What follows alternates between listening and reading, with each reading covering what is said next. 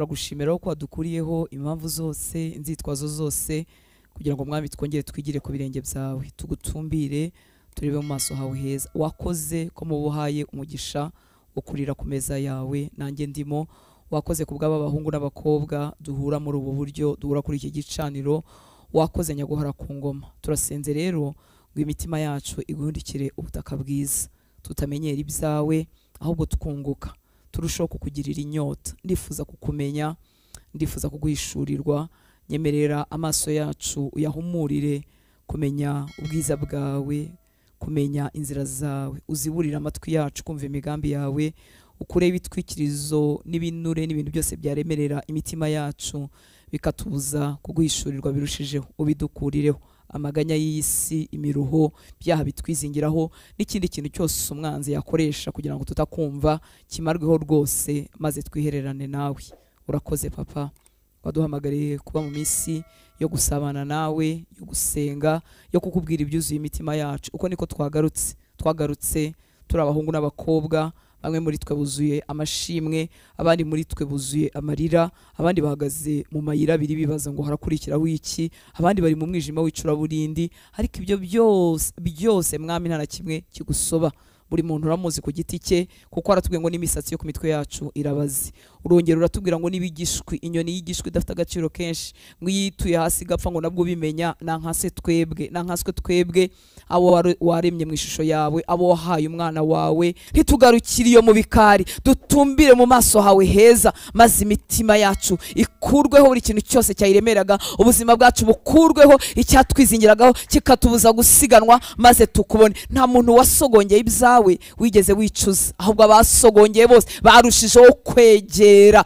barushijeho kunyoterwa barushijeho kwifuza kukumenya birushijeho umugaragu wawe Paulo yarinze asaza agana mu rupfu akivuga ngo ndacyashaka kukumenya ngo kugira ngo nkumenye mwami w'abami kandi twari twaramubonye wamukoresheje ibitangaza mushwari bazimushyiraho abantu bagakira ayi yarabonye za gereza zifunguka yarabonye ngo yarazamutse akabona iby'amaso atabona n'iby'amatwi atumva ariko umutima wo kongera uvuga ngo kugira ngo nkumenye mwami wanjye ndifuza kukumenya kugira ngo menye uburebure ubugari ubujyepfo ubunini bw'urukundo rwawe bishurirwe rwose urwo rukundo rutagira akagero wakunze abahoze ari abanyabyaha nkatwe bishurirwe rwose izo mbabazi zidakama ubwo buntu budashira butuma uwari gupfa nkanjye ahabwa kubaho byiteka bishurirwe rwose urukundo rutangaje ukunda abanyabyaha ukabategereza mu mbabazi bishurirwe rwose ubuntu butuma tudashiraho bishurirwe rwose uko umuntu ahamagarirwa kwegera iyo ntebe y'ubuntu urakoze mwami w'abantu ninde mugizi wa neza nkawe ninde munyembabazi nkawe wakira abadakwiriye abadashyitse abadashoboye akabahindura abana mu rugo rwa data akatwozaho umuyo wose n'inenge zose ukatuboneza ngo uzatumurikire data tutagira inenge tutagira ikizinga dusa nawe tukavuga gutambukana natwe mu bibaya by'umwijima bikagenda biza mu mucyo hakagenda hahinduka ahantu h'amasoko byari ibibaya by'urupfu twavuga ibyizawe bukira bugake twavuga ko utatureka twebwe twahinyutse twavuga ko utatureka twebwe twaguhemukiye twavuga imbabazi zawe twavuga urukundo rwawe rudakama abakurebyeho bose baviriwe n'umucyo mu maso habi ipfunwe rirahunga abakurebyeho bose bakiza ubupfubyi bakira ubupfakazi bakira ubutindi bakira ububi bakira ubunebwe bakira ubute bakira gupfa nabi abakurebyeho bose warabavuye mitima yabo igenda iba mitaraga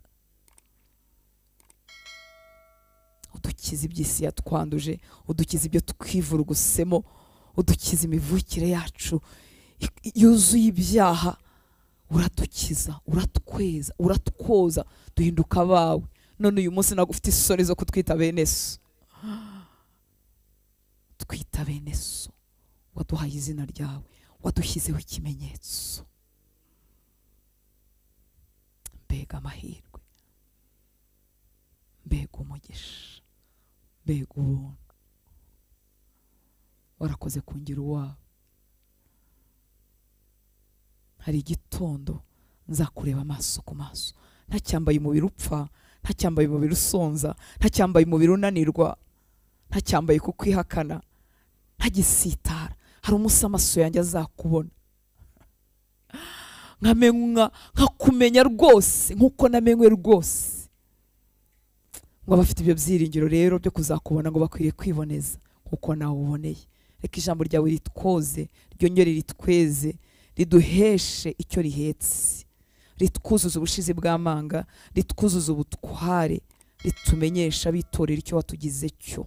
Urakoze Mwami, nushimwe, nushyirwe hejuru, ni mu izina rya Yesu dusenze, amen. Haleluya. Mwiriwe amahoro nshuti z'Imana, Mana ibaho umugisha. Urakoze kongera gutanga umwanya wawe kugira ngo twigishwe n'Umwami, tumubwire ibyuzuye imitima yacu. Imana iguha umugisha.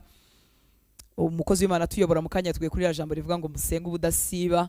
Umwami Imana abidushoboze kuko iyo usenze usabanye n'Imana usibagurika, ubuzima bwawe kuri umuntu arangarana ubugingo bwe kandi atarangaranye umubiri.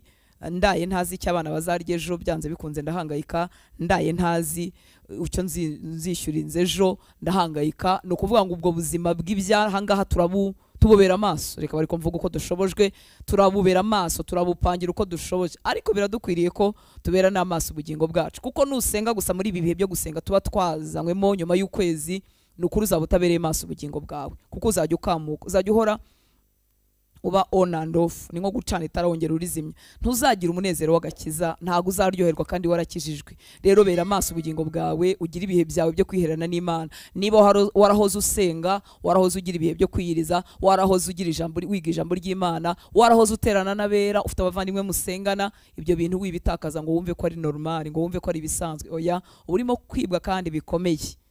Abarambaraye uyu munsi ntibabyutse igitondo kimwe ngo barambarare, ahubwo umwanzi yabambuye ibihe byo gusenga, agenda azimya akariro mu mitima yabo buke buke. Abaryaga ijambo ry'Imana bagenda barekeraho, umuntu akazima. Nta bihe na bimwe umuntu aratindana n'Imana ngo have adahembutse. Ko ngize umugisha wo gutindana n'Imana, numva uburyohe, numva umunezero w'agakiza, numva imbaraga zinyuzura, kandi we ntari ikintu umwanzi yaranjombesheje. Rero ndakubwiye ngo nawe bera amaso ubugingo bwawe. Imana ishimwe ko Imana tutayisanga ibunaka, ahubwo ko Umwuka Wera atuye muri twebwe abamwizera. Wavuganira nawe ahantu hariho hose.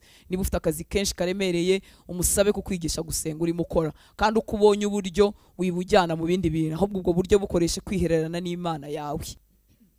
Ikintu ufite ku mutima wanjye tuzaba tuganira muri iyi minsi 3, ni ukuvuga ku itorero ryatsinze. Haleluya. Tusengera muri pozisiyo y'ubutsinzi. Ntabwo dusenga nk'indushyi, nk'abagowe, nk'abashobewe. Dusengera muri pozisiyo y'ubutsinzi. Umwanzi yishimira ko ibyo bintu utabimenya, kugira ngo uhorane ubwoba, uhora umuhunga, uhora utinya. Uzumva abakijwe bafite Yesu aribo batinya abarozi, aribo bahunga, aribo babona ipusa akavuga ati ndapfuye, afite ubwoba bw'amuroga, acika hatekereza ko yahurira nabo n'ibindi. Ibyo ni bimwe gusa mu byo mvuze, ariko abera ntibari gusobanukirwa ubutware bafite muri Kristo Yesu. Niyo basenga rimwe na rimwe bagasenga nk'indushyi. Oya, ntago turi indushyi, ntago dushobewe. Yesu itorero rye yaryubatse ku rutare, niko yivugiye. Reka dusome mu butumwa bwiza bwanditswe na Matayo igice cya 16 umurongo wa 13 tugeze ku murongo wa 18. Ubutumwa bwiza bwanditswe na Matayo igice cya 16, turahera kuri 13 kugira ngo twumve gatoya aho iyi nkuru yari ihereye. Kubw'imbabazi z'Imana ujye ujya mu ijambo ry'Imana, kandi niba hari ijambo witwize ukumva hari icyo rivuze, ugenda wigire ruguru yaryo, ugere hepfo yaryo, umva icyo Imana ivugana nawe, uzunguka rwose. Matayo 16 kuva ku murongo wa 13 ngo nuko Yesu ajya mu gihugu cy'i Kayisariya ya Filipo, abaza abigishwa be ati, abantu bagira ngo umwana w'umuntu ndinde? Baramusubiza bati, bamwe bagira ngo uri Yohana umubatiza, abandi ngo uri Eliya, abandi ngo uri Yeremiya, cyangwa ngo uri umwe wo mu bahanuzi. Arababaza ati, ariko mwebwe ubwanyu mugira ngo ndinde? Yesu ni mwiza. Hari igihe natwe duhugira mu by'abandi uko babivuga, nuko n'ibyo bazi n'ibyo tubabonaho tukiyibagirwa kwireba. Imana ishimwe rero ko Yesu yabagaruye ku kintu cy'ingenzi, amaze kubabaza uko abantu bamuvuga, ariko ababaza nabo uko babizi, uko bamuzi. Ngo arabaza ngo ariko mwebwe ubwanyu mugira ngo ndinde? Simoni Petero aramusubiza ati, uri Kristo umwana w'Imana ihoraho. Yesu aramusubiza ati, urahirwa Simoni wa Yona, kuko umubiri n'amaraso atari byo byabiguhishuriye, ahubwo ni Data wo mu ijuru. Data tugirira imbabazi, nawe aguhishurire Kristo. uhishurirwe Kristo, kuko ubu buntu ntibuva mu nyama n'amaraso, ntibuva mu bumenyi busanzwe, cyakora ijambo ry'Imana rica mu mutwe wacu tukaryumva ngo twumva n'ibindi bintu byose, hanyuma Imana ikaba yarikoreramo tugahishurirwa Kristo. Nasanze murashobora kuba mu rusengero ahantu bavuga Yesu, ariko Yesu ameze nk'imigani n'ibintu yumva bitari ubuzima muri we. Ubu buntu rero data yagiriye Petero nawe bukugereho muri uyu mugoroba, nawe uhishurirwe Kristo. Yesu yarabibwira bihagije, ariko kuguhishurirwa kuboneka rwose mu mutima wa Petero. Aramubwira turahirwa, kandi koko irihishurirwa rizana amahirwe, rizana impinduka mu buzima, rimara impagarara mu mutima, rikumenyesha nawe uwuriwe muri Kristo, n'icyazanye Yesu n'icyo yakoze muri wowe. Ubutakibyumva nk'imigani, ubutakibyumva nk'inkuru z'Abisiraheli, ubutakibyumva nk'inkuru z'amadini n'abayovugabutumwa, bihinduka ubuzima bwawe, Kristo akaba umwami wawe. Imana ishimwe cyane. Ngo urahirwa rero Simoni wa Yona, kuko umubiri n'amaraso atari byo byaguhishuriye, ahubwo ni data wo mu ijuru. Nanjye ndakubwira nti uri Petero, kandi nzubaka itorero ryanjye kuri urwo rutare, kandi amarembo y'ikuzimu ntazarishobora. Naho twaganaga ku murongo wa 18. Nanjye ndakubwira nti uri Petero, kandi nzubaka itorero ryanjye kuri urwo rutare, kandi amarembo y'ikuzimu ntazarishobora. Uyu murongo ugirwaho impaka nyinshi, ariko sicyo nifuza gutindaho, ahubwo ndifuza ko tuvuga uku Yesu yavuze ku itorero rye, ngo kandi nzubaka itorero ryanjye kuri urwo rutare. Turabyumva neza ko Petero atari rwe rutare. Petero nyine yaraga urutare ruto, akabuye gato. Kristo niwe rutare ruzima. Imana ishimwe cyane. Ntabwo itorero ryakubakwa kuri Petero. Icyakora icyo Petero yahishuriwe ari we Kristo, nyine niho itorero ryubakwa. Ngo kandi nzubaka itorero ryanjye kuri urwo rutare, kandi amarembo y'ikuzimu ntazarishobora. Mbibutse ko aya magambo Yesu yavuga ku itorero n'ubwa mbere yaravuze ku itorero. Iri torero avuga rigiye kubakwa, ariko intangiriro yaryo ishinze mu mbaraga. Muri make ntabanje kuvuga ati bizaba ari ibintu bigoye, kuba muri iyi si bizaba ari akaga ntimuzanabishobora, ahubwo avuze itorero ry'uko rimeze, rizatangira mu mbaraga, rikomereze mu mbaraga, ritwarwe rigifite imbaraga, ryararangije misiyo yaryo ku isi. Imana ishimwe cyane. Kandi nzubaka itorero ryanjye kuri urwo rutare, kandi amarembo y'ikuzimu ntazarishobora. Ndagusaba ngo ujye wita ku magambo y'Imana, cyangwa se amagambo Yesu yavuze, nubwo yose ari amagambo y'Imana, kubera ko niba hariho umuntu udakabya udafrata ni Yesu. Yesu yaravuze ngo umuntu nashaka kumukurikira niyiyange, kandi Yesu mbese Yesu aba ari we akunda kuruta abandi. Umuntu nakunda se nyina abana n'ibindi kurushwa akunda Yesu, ngo zaba dakwiriye kuba umwigishwa we. Yesu yagiye avuga ibintu bikakaye ariko by'ukuri. Arongera avuga ngo iyi nzira irafunganye. Iyi torero naryo aba ryubatse ahantu hajegera, nabwo aba yarabivuze. Aravuga ati aba yaratugati buri muntu rero no kwirwanaho, ni ibintu byo kwirwanaho ntibizakunda. Ngo ryubatse ku rutare, amarembo y'ikuzimu ntazarishobora. Muri Bibiliya ijambo ry'Imana aravuga ngo noneho nanjye reka nkubwire Petero, kuri uyu murongo wa 18, ngo noneho nanjye reka nkubwire uri Petero, no kuvuga ibuye, ngo kandi kuri urwo rutare nzubakaho umuryango wanjye. Itorero w'Imana, nzubakaho umuryango wanjye, ndetse n'urupfu ntiruzabasha kuwutsinda. Imana ishimwe cyane. Bibiliya z'icyongereza zivuga gates of hell, ngira ngo simbyibuka, ahandi bagakoresha ijambo barisoma ngira ngo heads, sinzi uko barisoma neza, ariko iriya heads niba ari heads, ngo byavugaga ikigirwamana gihatse urupfu mu mbaraga za rupfu, aho bafite imbaraga zirusha izindi, nabo ntibashobora kubasha itorero ryanjye. Muranyumva bera? Iyo rero umujyi wajyaga gufatwa, bafataga irembo, wabaga wigaruriye uwo mujyi wose, kuko uragenga ibyinjira n'ibisohoka, urabakingirana bishwe n'inzara n'ibindi, tugenda tubibona mu isezerano rya kera. Niyo mpamvu rero yavuze ko amarembo y'ikuzimu, mu mbaraga, muri centre y'imbaraga za kuzimu, muri centre y'imbaraga z'uwagengaga urupfu, ntibazigera babasha itorero. Imana ishimwe cyane. Iryo niryo urimo, iryo niryo ndimo. Haleluya.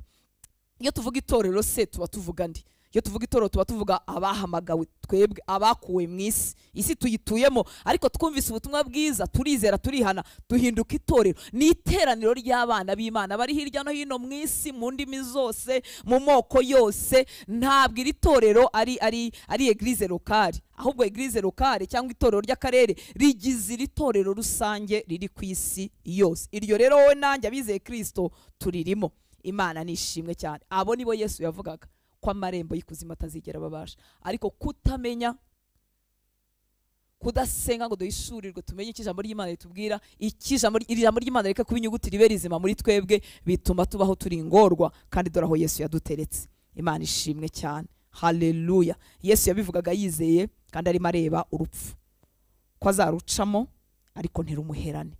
Yarebaga urupfu rwe rwegereje, uburyo azarutsinda akazuka. Izo nizo mbaraga itorero ryavukiyemo mu kuzuka kwa Yesu. Haleluya.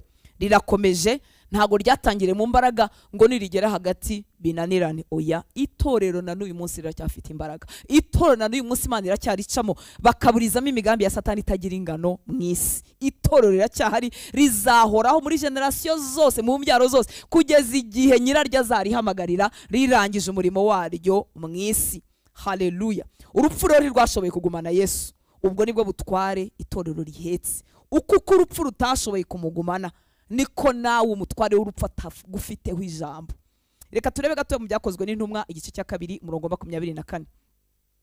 Haravuga ngo byakozwe n'intumwa 2:24 ngo ariko Imana yaramuzuye ibohoye umubabaro uterwa n'urupfu, kuko bitashobotse ko akomezwa narwo. Urupfu nirwo rufite imbaraga zo gukomeza umwami w'abami. Ngo ariko Imana yaramuzuye ibohoye umubabaro uterwa n'urupfu, kuko bitashobotse, it was impossible, kuko bitashobotse ko akomezwa narwo. Reka nzamuke hejuru gato kugira ngo twumve neza kuva kuri 22 ngo yemwe bagabo ba Isiraheli mwe nimwumva aya magambo. Yini Petero arimo guhamiriza abahari ku munsi wa Pentecote ngo yemwe bagabo ba Isiraheli mwe nimwumva aya magambo. Yesu w'i Nazareti, wa muntu Imana yabahamirishije imirimo ikomeye n'ibitangaza n'ibimenyetso, ibyo yamukoresheje hagati yanyu nk'uko mubizi ubwanyu. Ndagira ngo tuba mu minsi yo gusenga ugendana n'Imana, wongere wizere iyi Imana ikora ibitangaza, ikora imirimo ikomeye, igikora ibimenyetso, kuko Yesu ko yarari ndiko ari na uyu munsi kandi ndiko azahora iteka ryose. Ngo wa muntu Imana yabahamirishije imirimo ikomeye n'ibitangaza n'ibimenyetso, ibyo yamukoresheje hagati yanyu nk'uko mubizi ubwanyu. Ngo uwo muntu amaze gutangwa nk'uko Imana yabigambiriye, ntago bamufashe kubw'intege nke, yaratanzwe kuko Imana yari yarabigambiriye, yaraje aje gupfa. Ngo uwo muntu amaze gutangwa nk'uko Imana yabigambiriye, ibimenye bitari bizaba, mwamubambishije amaboko y'abagome muramwica, ariko Imana yaramuzuye ibohoye umubabaro uterwa n'urupfu, kuko bitashobotse ko akomezwa narwo. Haleluya. Uko ni kwitorero ryavutse, iryo we nanjye turimo.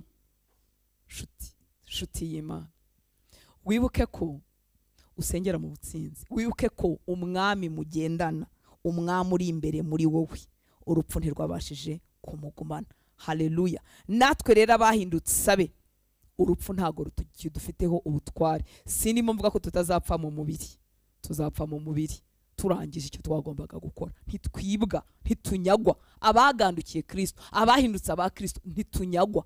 Imana ishimwe cyane. Mu rwandiko rw'Abaroma igice cya 8 umurongo wa 2 muri Bibiliya yera, Abaroma 8:2 haravuga ngo kuko itegeko ry'umwuka w'ubugingo bwo muri Kristo Yesu ryambatuye ububata bw'itegeko ry'ibyaha n'urupfu. Wabatuwe munsi y'ububata bw'itegeko ry'ibyaha n'urupfu. Ni kuki wasenga n'ubwoba?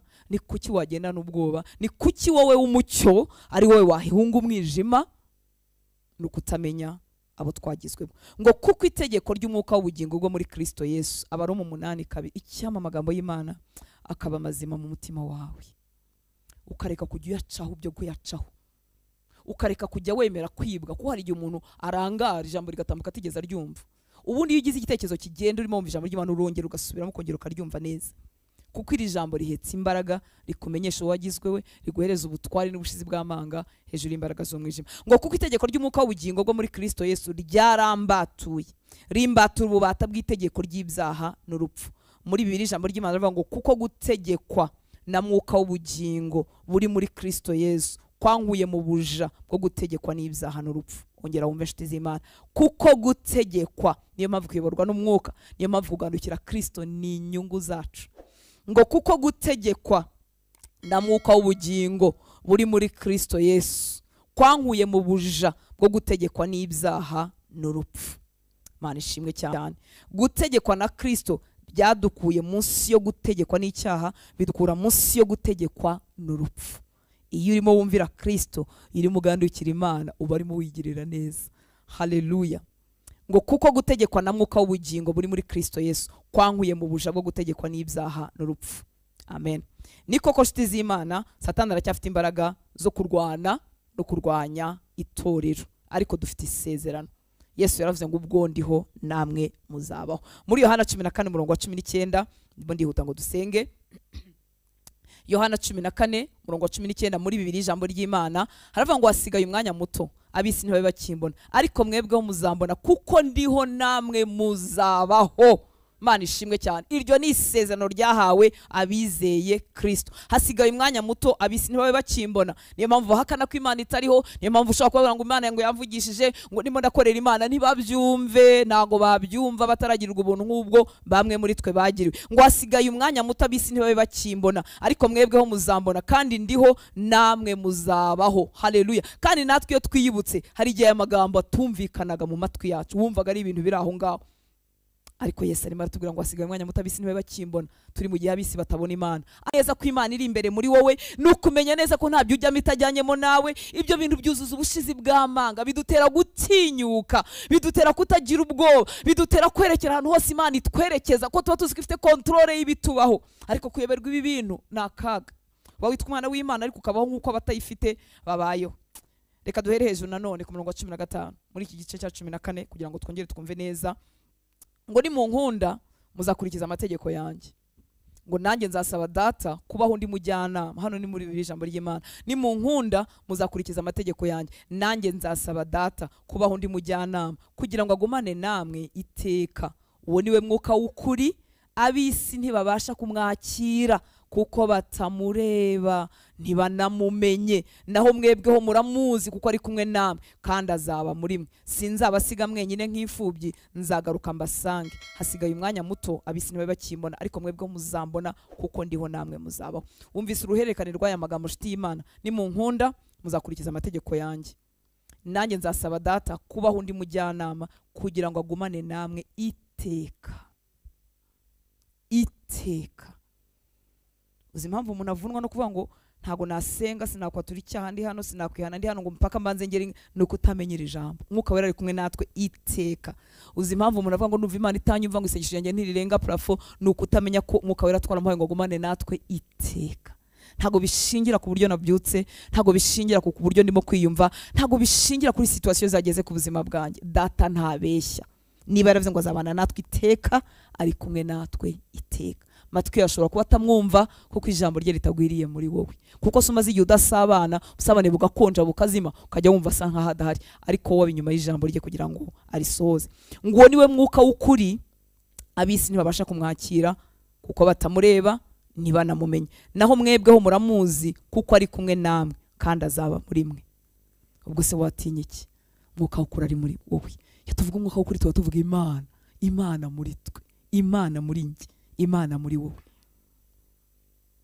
Ngo sinzabasiga mwenyine nk'imfubyi, nzagaruka mbasange. Abantu bashidikanya ubutatu bararushye. Yesu urimo avuga azatwereza umwuka w'ukuri, akongera akubwira ngo sinzabasiga nk'imfubyi, nzagaruka mbasange. Nyina arahari. Handi yaravuze ngo nitumukunda ngo we na data bazaza bagumane natwe. Nyina arahari mu mwuka wera. Ubitandukanye ute bikuyobora kubera iki? Ngo sinzabasiga mwenyine nk'imfubyi, nzagaruka mbasange. Hasigaye umwanya muto abisi ntibabe bakimbona, ariko mwebweho muzambona kuko ndiho namwe muzabaho. Haleluya. Muri Matayo 28:18 kugeza kuri 20, umva ubutware yatumanye abamugendera.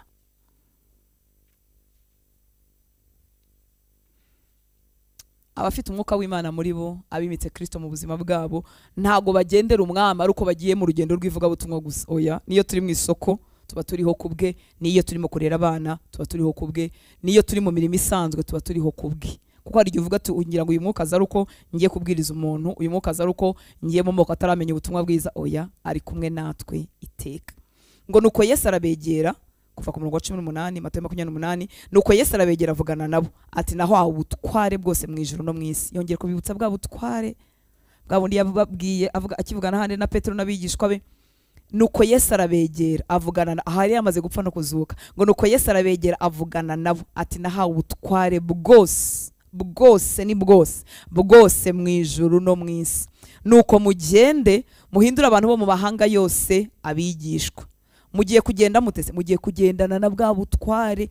Ngo nuko mugende muhindura abantu mu mahanga yose abigishwa, mubatiza mu izina rya Data wa twese n'Umwana n'Umwuka wera, mubigisha kwitondera ibyo nababwiye byose, kandi dore ndi kumwe namwe iminsi yose kugeza ku mperuka y'isi. Ndi kumwe namwe iminsi yose. Ntabwo ari muri izi turajuru turimo, ntabwo ari igihe wabyutse neza urimo mwumva urabizarya amarangamutima mwumva twumva turaryohewe. Ari kumwe natwe iminsi yose. Arabanje aratwibutsa ngo dore nahawe ubutwari ahantu hose mu ijuru no mu isi, ubutwari ndabufite, nimugendere muri ubwo butwari. Mugende mugiye gukora iki? Mugiye gutoza abantu kuba bigishwa banjye, mugiye kubigisha kwitondera ibyo nababwiye. Nagira ngo mbabwire ko ibyago n'amakuba byuzuye isi birazanwa nuko aba bantu batagenda bamera batyo. Niyo mpamvu tugiye gusenga mu kanya. Iyo dusenga tuba tubangamira ubwami bwa Satani. Umuntu se urimo gupfa nabi, umuntu se uri kubabaza umuryango we, umuntu se nawe urimo kwigirira nabi, ni iki kize cyambayeho? N'iri jambo ritarakoreka muri we. Iyo dusenga rero tuba tugira ngo ibi data ashaka bikoreke, kandi bibangamirwa nande? Na Satani. Amasengesho yacu rero asenya ubwami bw'umwijima, ubwami bw'umucyo bukaganza. Uyu murimo mwiza rero utera abantu kubaho neza bahesha Imana icyubahiro urabangamiwe n'imirimo y'umwijima. Iyo niyo mpamvu dusenga. Impamvu twiga ijambo ry'Imana ni ukugira ngo dusenge iyo tuzi, ni ukugira ngo dusenge tuzi ubutware twahawe. Yesu yashaka ko tugenda mu mahanga yose. Yabwiye abigishwa be guhera aho bari bagakomeza mu migi baturanye nayo, bagakomeza hirya no hino, kugira ngo abo mu mahanga yose bahinduka abigishwa ba Kristo. Nibahinduka abigishwa ba Kristo, ubuzima bwabo buryoherwe no kubana n'Imana no guhesha Imana icyubahiro. Bahinduka abigishwa ba Kristo, babeho bigishwa kwitondera ibyo Kristo yavuze. Mbese ubuzima bwabo bubeho buri munsi bugenda bugwiza guhesha Imana icyubahiro. Uwo muntu wageze aha, babwiza ukuri, afite amahoro y'umutima.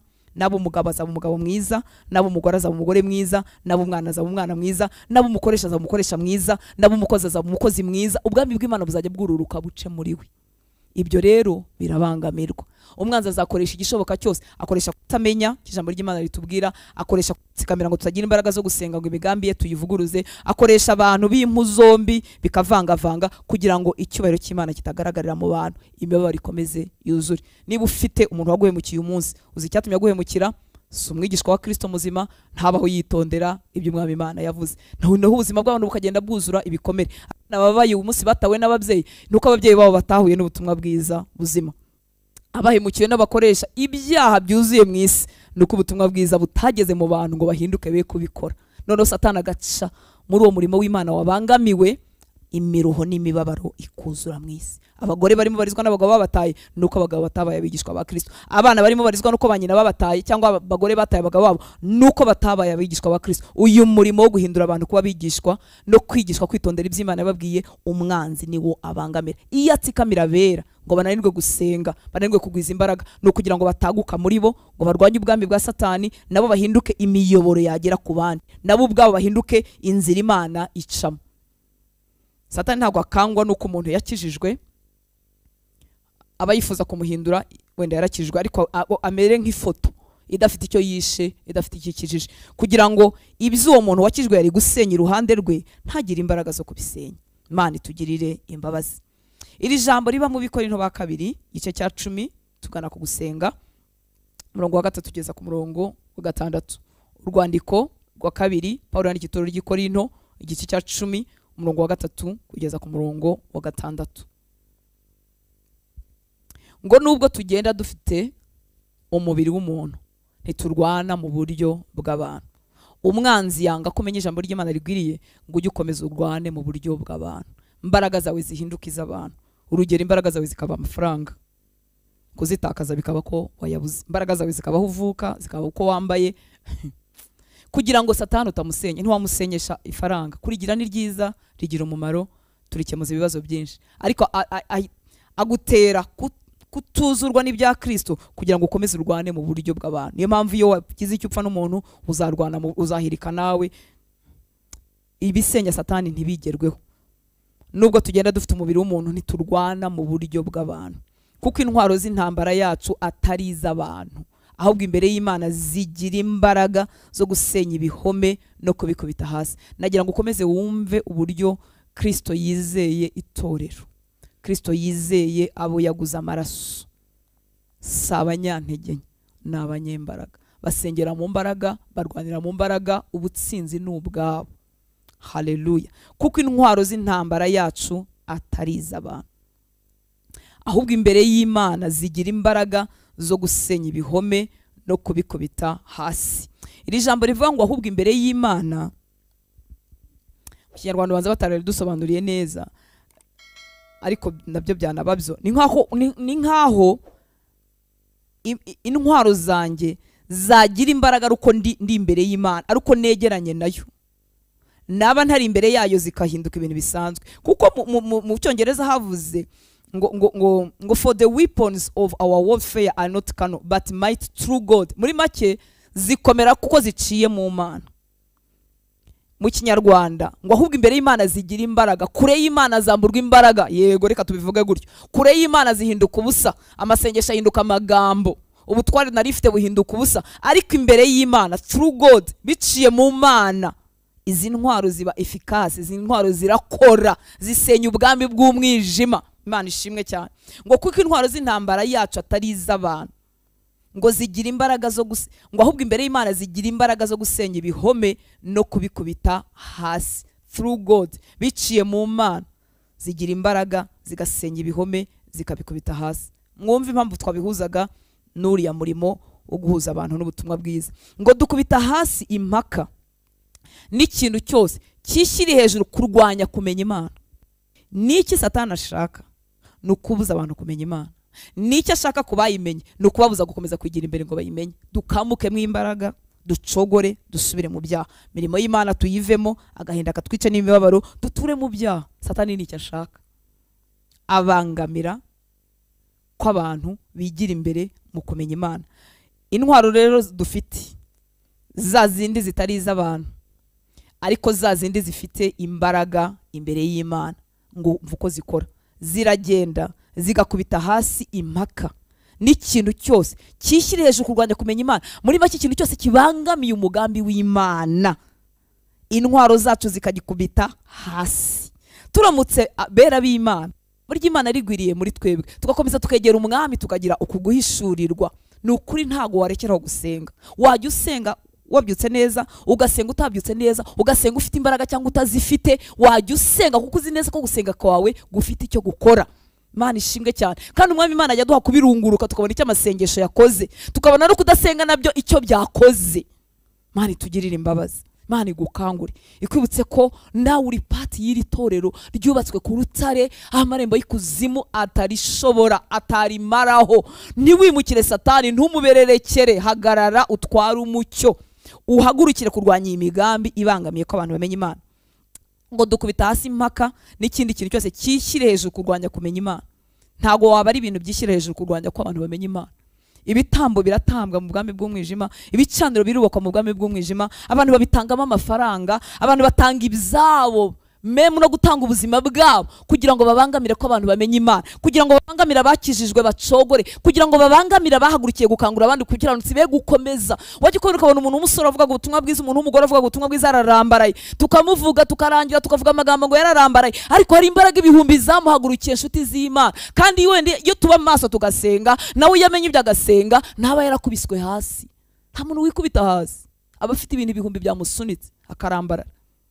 Yatangiye aharanira iby'ubwami, birangira aharanira iby'amafaranga. Ntago ari we, imbaraga zaramukubise. Imana itugirire imbabazi, Imana itugirire imbabazi, itwibutse ubutware yahaye itorero, itwibutse imbaraga yahaye itorero. Turekeraho kurira, turekeraho kugira ubwoba. Haleluya. Kuko intwaro z'intambara yacu atari iz'abantu, ahubwo imbere y'Imana zigira imbaraga zo gusenya ibihome no kubikubita hasi. Intwaro zacu arizo dusoma mu Efeso ibice bya 6. Intwaro ubundi z'Imana ni ukuberaho Imana kose. Buryo wambaye intwaro, iyo ubaye mukuru wambaye intwaro, iyo uri mukunda abantu wambaye intwaro, iyo uri mubabarira abantu wambaye intwaro, iyo uri gusenga wambaye intwaro, iyo urimo wiga ijambo ry'Imana rigwira muri wowe urimo wambaye intwaro. Ibintu byose bifatanyiriza hamwe kutwegereza ubumana no gutuma bukurira muri twebwe. Burya zose ni intwaro. Iyo urimo kandi ukora ibinyuranye nabyo uba wiyambura. Ni nk'umusirikare wiyambuye. Intwaro ya mbere ayikuyemo, iya kabiri ayikuyemo. Iyo ushyize ikinyoma mu buzima bwawe, iyo wanganye, iyo wanze kubabarira, iyo ubuze gusenga, ni nk'umuntu wari wambaye intwaro arekipe kuva ku mutwe ariko akagenda akuramo imwe ayitereka ku ruhande. Niyo mpamvu inshuti z'Imana ukwiriye kwita ku buzima bwawe, ukwiriye gusaba ubuntu bw'Imana. Imana iduha imbaraga zo gusenga, atari uko habayeho gutangaza, atari uko habayeho niturambara twese tujya turambara, ujye wihutira kubyuka. umuntu abyitswa n'iki? Abyitswa n'amagambo y'Imana yumva. Hari inyigisho njya numva z'abagabo b'Imana bakera nazumva nari maze gusibagurika mu kwiyiriza, nazumva ngahita mvuga ko umunsi w'ejo nziyiriza, nazumva ngahita numva ngize inyota yo gusenga. Kwizera kuzanwa no kumva. Ariko numva ibintu bigukundisha ibingibi gusa, tuzakamuka tuzime turangire. Imana itugirira imbabazi. Ntubyihorere rero. Igihe wumva uri hasi ntukajya ubyihorera, jya ushyiramo ikintu kigukangura gusenga, jya ushyiramo inyigisho yongera gukundisha Kristo, yongera gukundisha iby'ubuzima bwa nyuma y'ahangaha, uzajya ubyuka. Ariko none iyo byakubereye ubuzima utategereje gushiramo n'imbaraga, uzaba intwari ya Kristo, uzaba uwo data yari yatugeneye ko tubabo mu itorero, uzashingwa kuri uru rutare, uzahinduka kugira imbaraga. Ntituzatuma agira imbaraga, azahora ameze nk'ishusho, azajya gusenga tumubuza, ajye kwiriza tumubuze. None wakumva ufite intege nkeya zo kwiriza no gusenga ukajya wumva uri normal ari bisanzwe, ngurumva ngo buriya ngo nagize akazi kenshi, ngurumva ngo buriya nyine ngo nuko ngo naryamye ngo ndushye, ugahora n'impamvu nyamara ubwami bw'umwijima bwacometse kugira ngo udasenga, ugasenya ibyabo. Nshuti z'Imana, nkunda kubivuga, benshi muri twebwe muri generation za mbere z'abakijijwe ntago twarazwe ibintu bizima, twarazwe imyanda, ibihango bipfuye, ibihango by'ubusambanyi. Ugasanga umuryango w'abantu barasambanye, barapfuye, abantu barasinze, ntibazi n'impamvu basambana. N'imbata bayifata ku gakanu bakayijyana aho bashaka, ntagatekereza. Umuntu akabyukana kwicuza, ariko se kuki imeze gutya? Ni siwe. Hanyuma tumaze gukizwa natwe turaza turadamarara. Imana iduha ubuntu, Imana iduha imbaraga. We kwibaza ngo ese nzajya mpora niyiza ngo sinza, ahubwo yaba Imana yari idushoboje tukongera tukigira imbere. Ntago ngubwira ngo yirize nk'uwiyahura, sinzi niba harimo n'ababishobora, ariko widamarara. Imana iduha ubuntu bwo kudamarara, ko kutadamara. Imana iduha ubuntu bwo kutabyihorera. Nunyagwa ibihe byawe byo gusenga ntukabyihorere. Bagore bagenzi banjye, nshuti z'umwami, nunyagwa ibihe byawe byo gusenga wibyihorera. Uri umusore, uri umugabo, wajya kugira kubita ibihe byo gusenga, none waranyazwe mu izina ry'uko hari ibindi bintu bigufashe, wikumva ko ari bisanzwe. Umwanzi ni umuriganya. Uyu munsi naga yaza ngo ntege ikize, ntege ikintu gikomeye kiri aho ngaho cy'icyaha, cya kintu ndebe nkabona ko ari icyaha, ntago yakintega, arabizi ko icyo kitamfata. Ariko aza bukebuke, akazima igicano cy'amasengesho mu mutima wawe, akagenda gutinyura ibyo watinyaga, akazana amagambo y'amapapfu utari ukivuga, agashyira mu tuntu tw'utunyoma kumva n'ibisanzwe, utudokima tubeshya utuntu, bukebukeya akazima igicano cy'amasengesho mu mutima wawe, buke akakujyana buke, akakuzimya, akabara kubashije. Yisasiye benshi b'umumaro mu bwabo, n'abatisasiye bamwe baraho bakamera nk'umutako, tuzengurutswe n'abatazi Imana. Imiryango yacu n'abantu bake bagenda bakizwa, abandi bitwa ko bakijijwe, ariko iyo tubirebye neza tubwizanyije ukuri turabibona ko badakijijwe. Cyakora bafite ikinyabupfura, bajya gusenga, njye tubatumiye baraza, ariko ubuzima bwabo butwereka neza ko batakijijwe. Gukizwa se niki? Ni ukwihana no guhindukira. Ntibahindukiye, cyakora baje mu materaniro, ariko ubuzima kuva ku wa mbere bakomeje kubaho nk'uko bari babaye. Tukadamarara koko. Imana iduha ubuntu, Imana iduha imbaraga. Wibuke ko ni wowe Kristo afite, kugira ngo ace muri wowe, agukoresheje ibintu byose bibangamira ko abantu bamenye Imana bisenyuke. Izi ntwaro ntiwazimenya udatinda mu gusenga, udatinda mu ijambo ry'Imana, ntiwakwambikwa. Wamera nk'umusirikare wari warigishe kurwana kera, ariko ntajya ajya muri refresher course, ntajya ajya muri training, yarabyibushye, yazanye inda, ntabasha guterura amaguru. Gusa umusirikare uzamutera umujyane ku rugamba, nta kintu yazakumarira. Intwaro uko zikora yarabyibagiwe, kuko ntaheruka kuzitozamo. Twahamagariwe kuba abasirikare b'Umwami, kandi si abasirikare bafite ubwoba bwo gutsindwa, oya, ni abasirikare bari kumwe n'umugabo wabo. Ni umugabo wacu. Torero rye ryubatse ku rutare, aratinyuka aravuga. Ibaze ko yabibwiraga aba Petero benda kumwihakana, yabibwiraga abigishwa benda gutatana n'ubwo, ariko aravuga ngo itorero rye ryubatse ku rutare, amarembo ya kuzimu, mu mbaraga za kuzimu, mu mbaraga z'urupfu, ngo ntibazigera bashobora kuribasha. Imana ishimwe cyane. Dukubita hasi impaka n'ikintu cyose kishyira hejuru kurwanya kumenya Imana, dufatamira ibitekerezwa mu mitima byose ngo tubigomorere Kristo, kandi twiteguye guhora kutumvira kose, ubwo kumvira kwanyu kuzasohora. Kumvira kwacu nuko ingenzi, kumvira kwacu ni kuzura, tuzahana kutumvira kose. Reka tugarukira nganshuti z'Imana dusenge, tuzakomeza ku munsi w'ejo. Ku munsi w'ejo muri niba turi mu gitondo no mu mugoroba saa 12:30. reka dusenge. Uri mu bagize itorero, uri igikoresho cy'Imana, wikwikuramo, urarwanira mu butsinzi. Umwami wacu yaravuze ngo dore nahawe ubutware mu ijuru no mu isi, ahantu hose. Urupfu ntirwashoboye kumuherana. Arangira atubwira ngo kuko ndiho namwe muzabaho. Aratwimura dukura mu bwami bw'umwijima, turatwarwa dushyirwa mu bwami bwa Kristo bwo mucyo mwinshi. Data aratwimura. Hanyuma uyu munsi tuba tutakigengwa n'itegeko ry'icyaha n'urupfu, ahubwo itegeko ry'ubugingo rikorera muri Kristo Yesu. Iryo ryatuvanye munsi y'ububata bw'icyaha rituvana munsi y'ububata bw'urupfu. Hari icyaha kikwizingiyeho uyu munsi? Bwira Yesu uti namenye ubutware nahawe, ndacuye umugozi w'icyaha unyizingiraho. Namenye ubutware wahaye itorero, ndacagaguriza ingoyi zimbuza gusenga. Uzi ko hari abera baba bamaze imyaka 2-3 mu gakiza 5 no gukomeza adashobora kubumbura akanwa ke ngasenge. Ubutware warawuhawe. Bwira Yesu nanjye ndashaka kwambara imbaraga, nanjye ndashaka kuba mu bikoresho ukoresha usenya ubwami bw'umwijima. Ubwami bw'umwijima bwo burabizi, baranatuzi, ahubwo ni wowe utimenya, ni wowe utamenya ubutware wahawe n'imbaraga wahawe. Ntabwo duhangana nabwo, bukorera mu kutamenya kwacu. Twebwe nitwe tujya gusenya ibyabo, nitwe tunyaga bo bwari butwaje igitugu. Niyo mpamvu ari intambara. Ni nkaha umujyi umwe warafashwe n'umwanzi tukajya kubohora imbohi.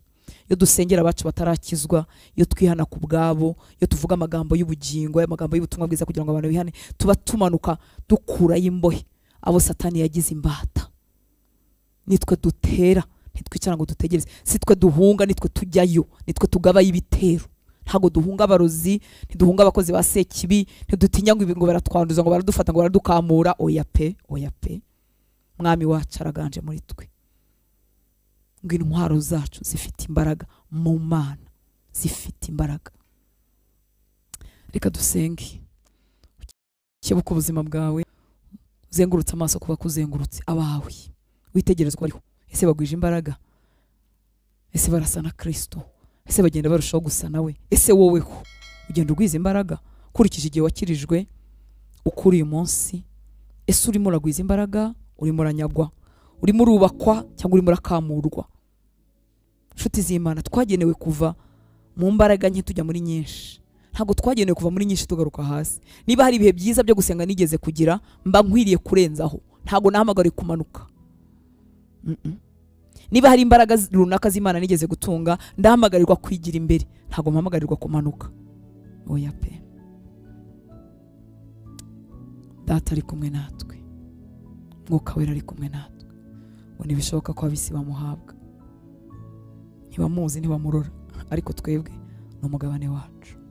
Uyu mugoroba tuje guhagurukira imbaraga zose zibangamiye umugambi wawe, zibangamiye icyubahiro cyawe mu buzima bwacu no mu buzima bw'abacu. Twihereyeho Uwiteka Mana Nyiringabo, imbaraga zose zahagurukiye abera, abo tugendanye uru rugendo, abo duhuje nyaguhara ku ngoma kuguhamagarwa kwiza waduhamagaye. Imbaraga zahagurukiye ubuzima bw'abera kugira ngo badashikama muri wowe, kugira ngo badakomeza kwitondera ibyo wababwiye, kugira ngo bahoze amaso kubishira. Izo mbaraga tuze kuzicira Uwiteka mu izina rya Yesu. Imbaraga zibangamiye ubuzima bw'abera ngo batigira imbere, batabasha gusenga, batabasha kwezwa, badakomerera mu gakiza, badahinduka ibikoresho wakoresha batuma ku bandi. Izo mbaraga z'uburyo bwose zahagurukiye abera tuje kuzicira Uwiteka uyu mugoroba mu izina rya Yesu. Ibitwikirizo by'umwanzi bitwikiriye aba bagore, bitwikiriye aba bagabo, bitwikiriye abasore n'abakobwa kugira ngo badasenga, kugira ngo ijambo ry'Imana ritabarizima muri bo, ngo nabo bagwize imbaraga zo gukiranuka.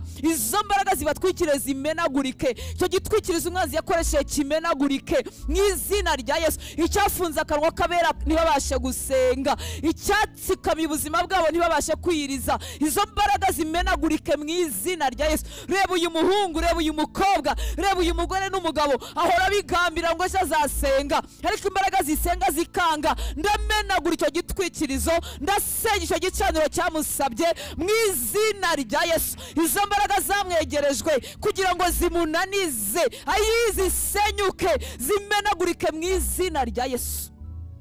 Mwami w'abami, turavuga imbaraga zawe mu ngo z'abera bahoze bahuza umutima bagasenga, abera bahoze bahuza umutima, abagore n'abagabo bahoze bicarana n'abana babo, bakicara bakagira igicaniro cy'amasengesho. None umwanzi yarabatwikiriye, umwami w'umwijima arabatwikira. Turasenze ngo izo mbaraga zababundikiye zimenagurike mu izina rya Yesu. Cyo gicaniro cy'amasengesho cyongere cyake, izo mbaraga zibatera gutinya Imana no kuyubaha no kuyihindura umushyitsi zigaruke mu mitima yabo. Ubwoba bw'ibihe umwanzi yabateje bukabatsikamira, bagatangira ubuzima butari ubwabo, ubuzima bwo gukiranirwa, ubuzima bwo kwirwanaho, ubuzima bwo gukora ibyo batari baragenewe. Barabizi neza ko atari bwo buzima bwabo, barabizi neza ko atari bwo bucuruzi bakora, barabizi neza ko ibyo binyoma bitari mu mugabane wabo. Ndasenze ngo bongere bagwize imbaraga mu izina rya Yesu. Imbaraga zabakamuye zibarekure mu izina rya Yesu, zimenagurike, ubugingo bwabo bubohoke, ubuzima bwabo bwongere bubeho. Igicaniro cy'amasengesho kigaruka mu mutima w'uwo mugabo, kigaruka mu mutima w'uyu mugore, kigaruka mu mitima y'abo basore n'inkumi. Maze mwami w'abami, umuriro wawe wongere wake muri bo, maze bakugendere, maze bahinduke ibikoresho bisenya ubwami bw'umwijima. Turasengera abo wahamagaye mwami, abagaragu bawe bahoze bagukorera, abagore n'abagabo bavugaga ubutumwa bwiza, abitoro tugahembuka, abagore n'abagabo bari bafite ibihimbano byiza bakaririmba tugakira, abagore n'abagabo bahanuraga mu kuri no mu mwuka, nyaguhora ku ngoma, abagusengaga mu kuri no mu mwuka, abavugaga bavugishijwe nawe, abari bafite amayereko avuye kuri wowe, abari bafite ijambo ry'ubwenge no kumenya, abakomezaga abera, abatangaga ubutunzi bwabo, abakoraga imirimo yawe itandukanye, abakomezaga amaboko y'abera, abacumbikiraga abashyitsi, abari bari maso muri ubu bwami, ariko uyu munsi batsikamiwe. Turasenze Uwiteka Mana Nyiringabo, imbaraga z'abatsikamiye zimenagurike mu izina rya Yesu. Imbaraga z'umwijima zabasengurutse zikababoha amaboko yo mu mwuka, zikabazimya burundu, amaso yabo akazima, amatwi akazima, imbaraga zo gukiranuka zikabakamukamo. Reka uyu munsi wongere bahagurutswe mu mbaraga zawe, abo bagore bahaguruke, abo bagabo bahaguruke, abayingingaga hirya no hino mu ibanga batanazwi n'abantu, reka amasengesho yongere bagarukemo, imbaraga zo kwiriza no kwigomwa ibirangaza zibagarukemo, ibyo umwanzi yakoresheje bakamura bibakurweho mu izina rya Yesu. Mukunzi mwiza, tuje gucogoza imirimo y'intumwa za Sekibi izengurutsa abera, izo mbaraga nizicogore mu izina rya Yesu. Ibinyoma bera baguyemo biciye mu butunzi, biciye mu bireshya umutima by'uburyo bwose, izo mbaraga zimenagurike mu izina rya Yesu. Reka abahungu bawe n'abakobwa bawe bongere babyutswe, abari bamazwe n'ubwoba, ubwoba bw'urupfu, bumva batazaba, bumva batazarama, batwikirijwe igicucu cy'urupfu. Umwanzi yarabatwikira, babundikira, barumva batariho, barumva nta ngamba nta mipango, uko bumva n'ejo bazaba badahari. Cyo gitwikirizo cy'urupfu cyombororwe ku buzima bwabo mu izina rya Yesu. Ab'imitima yabo yahabye ikuzurwamo n'inzangano, bamaze kumenya ababaroga, bamaze kumenya ababanga, bahishuriweho gatoya, imitima yabo igacurama, ikibi kikabanesha. Wongere ubegure kubw'imbabazi zawe, twigishe gusa nawe. Wabanye n'abakwanga, ubana n'abenda kukugambanira, ariko imbabazi zawe zari nyinshi kuri bo. Mwami, ndasengera abera, abo wahaye amaso yo kureba ibiri mu mwijima, ariko bataragira umutima nk'uwa, ubegure kubw'imbabazi zawe. Waha umutima w'imbabazi nyinshi, waha umutima w'urukundo rwinshi, waha umutima wuzuyemo ubuntu bwawe. Ab'ingenzi baravahe mwami, twese niduvuma tugaciraho iteka, abaroga barasengerwa nande, abangana baringingirwa nande. Mwami w'abami, tugarukeho, uduha umutima wawe, uduha umutima wawe, turakwinginze. Abagore bari babarira abagabo babo barava he? Abagabo bari bubabarira abagore babo, abana bari bubabarira ababyeyi, ababyeyi bari bubabarira abana, barava he mwami? Imitima yacu twese nicurama, tugarukeho Uwiteka Mana Nyiringabo, utwibutse imbabazi watugiriye, twibutse imbabazi watugiriye, maze natwe duha abana imbabazi. Ibicaniro by'umwanzi byahagurukiye imiryango, ngo imiryango isenyuke ishireho, tubisutsemo amaraso yawe ngo bizime burundu. Iyi miryango nibeho, abagore n'abagabo nibasazane, nibahuze umutima, nibarera abana babo, nibagukorere bahuzwe n'icyo wabaremeye. Mwami turasengera itorero, abera bawe, abo tuvuga ururimi rumwe, abari muri kino gihugu cy'u Rwanda, abari hirya no hino muri kano karere, abari hirya no hino mu isi bacogojwe n'ibihe. Ndakwinginze Mwami kubw'imbabazi zawe, wegura ababera, wahuze n'ijambo ry'ukuri, wahuze n'imbaraga zawe. Turinde kubaka ubwami bwacu, uduhe kubaka ubwami bwawe kubw'imbabazi zawe, kubw'imbabazi zawe. Duhe umutima uciye bugufi udafatwa n'iby'isi, dusimbutse imitego y'umwanzi yadukundishije ibishira kuruta uko dutunga, dukunda ibizahoraho. Tugarukeho kubw'imbabazi zawe. Simbutse uyu mugabo mutego w'amafaranga, simbutse uyu mugore mutego w'amafaranga, simbutse uyu musore n'inkumi. Reka tubere ibikoresho, ye kutubera ahaduhaka. Dore abantu bararushye baguye rwantambi.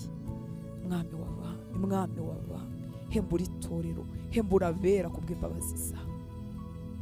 Natwe aho wahaye ubuntu bwo kugira umwanya wo gusenga, turinde kupfusha ubusa mu bijagaraye. Abari mu bihe badafite akazi bategereje kuzakagira, abari mu bihe bafite ibyo bategereje biri imbere, abategereje kubyara, abategereje guhinduka abapapa n'abamama, abategereje abo uhaye umwanya. Mukunzi mwiza, bakure mu kurangara, dukure mu kurangara no gupfusha igihe ubusa, ko ntituzajya uhura na gisagirye. Tugirire imbabazi, tugirire ubuntu mukunzi mwiza. Abahoze bagambirira kwiyiriza byagira asangayo bakabivamo. Reka ubuntu bwawe bwongere bubavomerere, reka imbaraga zawe zibagarukemo, imbaraga zawe ntizibagarukemo. Icyabanyaza imbaraga gitsindwe burundu mu izina rya Yesu. Ubarinde kumva ari ibisanzwe, utwegure, utubyutse kubw'imbabazi zawe. Twizeye imbabazi zawe n'ubuntu bwawe. Ndagushimira ko watugize bamwe mu bagize itorero, ndagushimira ko itorero ryubatse ku rutare. Mwami w'abana, reka ijambo ryawe ribe rizima mu mitima y'abahungu n'abakobwa. Ibinyoma bakiriye bitari byo, byabakundishije bitari byo, babirutswe kubw'ubuntu bwawe. Kangura abera, tugarure mu ijambo ryawe, tugarure mu gusenga, tugarure mu kwibatura, tugarure mu kwiyiriza, tugarure mu kunyoterwa n'ibyawe. Mwami ndasengera uyu muhungu n'umukobwa watakaje inyota y'ibyawe. Ijambo ryawe ryahoze ari rizima muri we, ryahoze riryoherera, ryumva adashaka kurireka, none uyu munsi ryabaye amagambo asanzwe. Reka izo mbaraga zimubundikiye zimenagurike mu izina rya Yesu. Nyota y'ibyawe igaruke, nyota y'ijambo ryawe ibe nzima, nyota yo gukiranuka mwuzure kubw'imbabazi zawe. Ikintu cyose cyishyirire hejuru kurwanya kumenyekana kw'izina ryawe mu buzima bw'abahungu n'abakobwa. Icyo umwanzi yakoresheje, imibabaro, ibyaha, ibyago, amakuba, inshuti z'ibinyoma, icyo umwanzi yakoresheje cyose kikabangamira kwigira imbere kwe mu kukumenya, atandukanywe nacyo mu izina rya Yesu. Imbaraga ibyo bintu byari bimufiteho zimenagurike, zicikagurike mu izina rya Yesu. Iminyururu umwanzi yarakoresheje kugira ngo amubohe icikagurike mu izina rya Yesu. Twigire imbere mu kukumenya, twigire imbere mu gusa nawe, twigire imbere mu gusenga, twigire imbere mu kugwiza imbaraga. Tuvuze umugisha ku itorero ry'u Rwanda, tuvuze umugisha ku gihugu cyacu, tuvuze umugisha ku bayobozi bacu, tuvuze umugisha mu mirima, mu nzuzi, ku misozi, ku mipaka, tuvuze umugisha mu mirimo y'amaboko y'abantu, ibyo bagerageza gukora bibagwe neza. Tuvuze umugisha ku buzima bwari bwaraciriweho iteka ryo kutazatunga umugisha no kutazagubwa neza. Iryo tegeko rihinduka ubusa mu izina rya Yesu. Ubuzima bwe nibwakira umugisha wose yagenewe akiri inanga, ibiganza bye bitunga umugisha,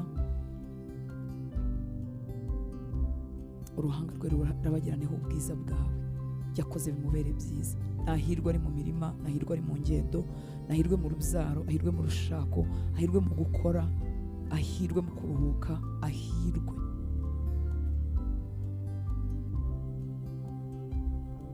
Ndagushimye mwami w'abantu, urakoze kubabanye natwe. Reka amagambo yawe abe mazima muri twe, Mwuka wera uyashorere, uvugane natwe birenze ibyo twumvise, uyandike ku ndiba z'imitima yacu, kugira ngo duhagurutswe rwose, twibutswe ubutware twahawe n'imbaraga wageneye abitorero. Twibutse ko intwaro zacu atari impfabusa, ziri efikasi, zirakora muri wowe. Uha umugisha rero abana bawe twamaranye uyu mwanya wo kuba ku birenge byawe. Umugisha abadukurikiye uyu munsi n'abazadukurikira hanyuma, subize gusenga kuri mu ndiba y'imitima yabo, ubabere igisubizo. Uha umugisha abatuma ubutumwa bwiza bugera kuri benshi, abo tuba tutareba bari inyuma y'ibyuma hirya no hino, ubaha umugisha. Kandi nabo mwami genda ubahindura abigishwa bawe, uko wabagize ijwi rigera kure. Reka mwami w'abami twe guhinduka ibikoresho bitagufite, natwe tube twuzuwe wowe, utwuzure mwami, ntituzamere nk'imiringa ivuga. Turifuza kuzurwa nawe, ibyawe bikatwuzura tukabishyira n'abandi. Iyo migezi y'ubuzima, iyo migezi y'ubugingo itwuzuremo.